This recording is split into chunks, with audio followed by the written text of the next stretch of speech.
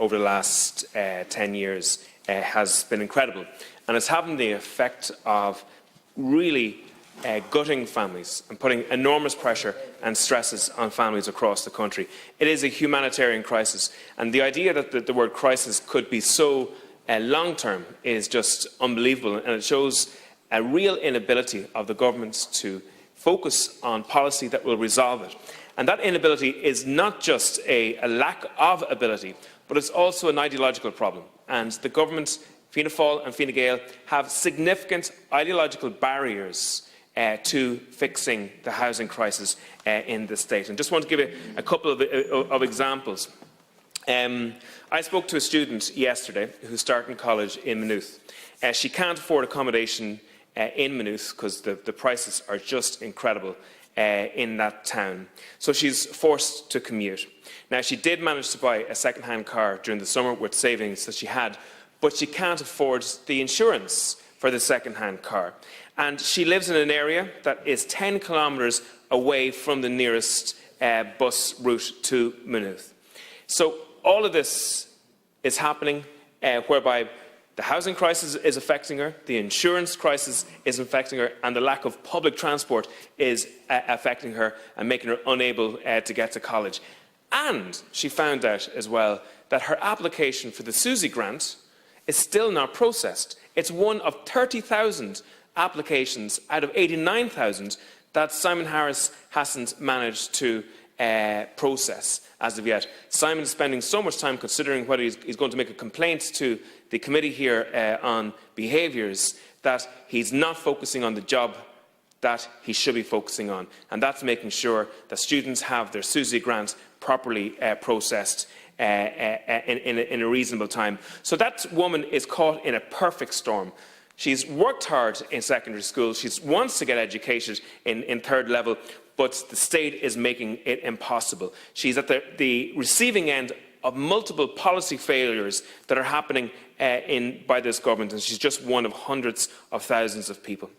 It's reported today as well in the Irish Independent that Pascal Donoghue says that a tax on vacant homes will not be a game changer in solving the housing crisis.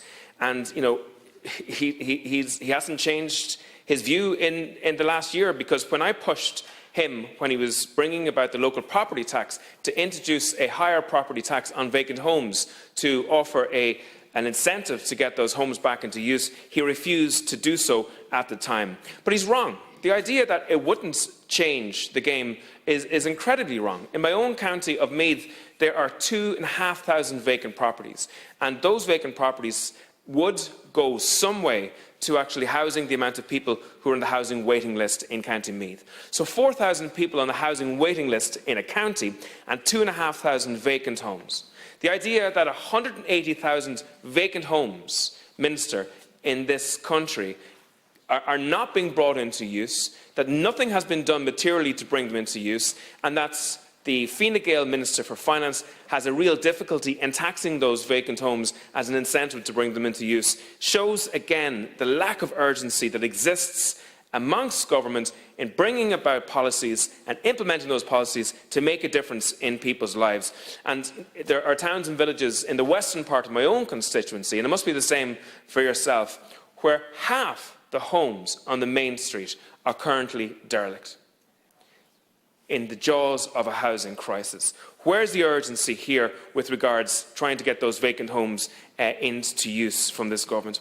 Another issue that I just want to discuss very briefly is, at the start of May this year, the political establishment jumped up and down with regards to the housing crisis.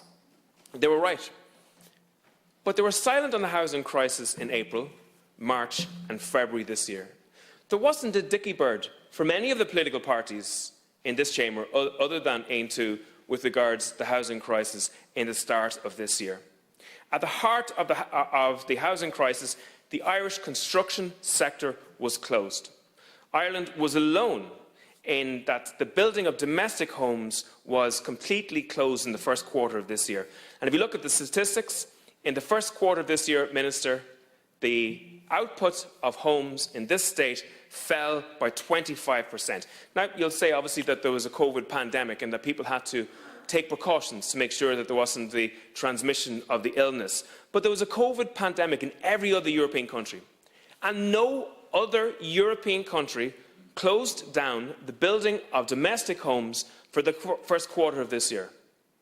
This country has by far the most serious housing crisis in the EU, and yet we decided alone to close down the construction of homes. And if you look at the figures, Austria, Italy, Slovakia, Belgium, France, Croatia, Bulgaria, Denmark and Finland all saw the production of homes increase in the first quarter of this year. Indeed, if you take the European average, there was an increase in the output of homes in the first quarter of this year. In Ireland, there was a fall of 25%. An incredible situation. So Ireland is yet again a radical outlier in the middle of a housing crisis. We alone locked the gates of the construction sites. So you can imagine that that would have evoked some kind of cry of opposition, cry from the opposition.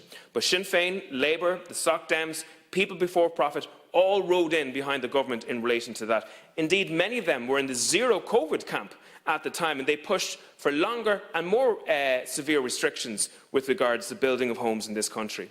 10,000 homes would have been built in the first quarter if we had followed the European policy with regards to construction of homes in this country. So despite all the theatre and the drama that comes from both sides of this chamber at the time, there was no urgency in the political establishment to build homes in this state. In July, Fianna Fáil and Fine Gael forced through a bill through the Dáil to allow for vulture funds to have an exemption of 10% from the stamp duty surcharge on the bulk buying of houses if those properties were leased to local authorities. In an extraordinary example of the space of 2 or 3 weeks, we saw the government take a 180-degree U-turn from what the Taoiseach was saying, that it was absolutely wrong for local authorities to be leasing these homes in the first place, to the government actually granting them an exemption to allow this whole process to continue.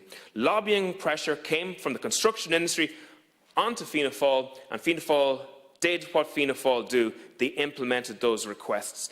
My party here, amongst many others, have been calling for a cap on rents for many long years. There's no excuse for rents to be increasing in this state at the moment. And Fianna Fáil and Fine Gael resisted those requests. When they finally relented to having a cap on house prices or rents in this state, they decided to tie it to the issue of inflation. And of course, inflation is now practically at 3%, which negates the whole action that they took. So again, another action too late and too little, with no urgency at all. And then in relation, and I welcome this bill from Sinn Féin here today in relation to this, another example where Fianna Fáil launched a shiny, glossy brochure to a fanfare with regards housing, where they have the headlines scream that there's going to be 10% set aside for social homes and 10% set aside for affordable homes in future from developers. And yet, they then create a massive loophole within that legislation, which will give exemptions to those who have bought that land in the last 5 years and look to have planning permissions in the next 5 years. An incredible loophole produced by the government, a loophole that will cost the state about 10,000 homes, and a loophole that can only have been designed by a political party who see no urgency in relation to the development of and building of homes in this country. And sometimes I ask myself, are Fianna Fáil the political wing of the construction industry, or are they representing the people who are calling my offices and offices right through the country, who are desperately seeking a resolution of the housing crisis?